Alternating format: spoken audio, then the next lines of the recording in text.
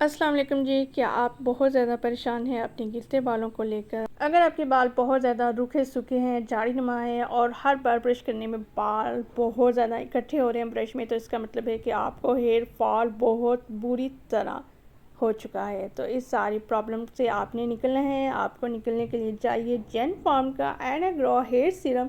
ये hair serum form में मिल जाएगा और आपको स्प्रे बॉटल में मिलेगा। आपने इसको बहुत आसानी से इस्तेमाल कर लेना है। बहुत आसान तरीका है। 3 मंथ्स में इनका कहना है कि आप यूज़ करेंगे तो आपको इनके बहुत अच्छे रिज़ल्ट्स आ जाएंगे।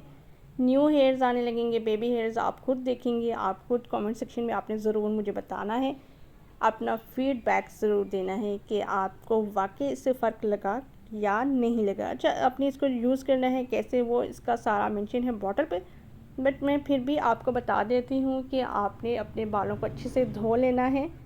आफ्टर वॉश आपने इसको यूज़ करना है। और आपके बाल कैसे होने चाहिए? अच्छा जी, 50% आपके गीले होने चाहिए, 50% आपके खुश्क होने चाहिए, ठीक है।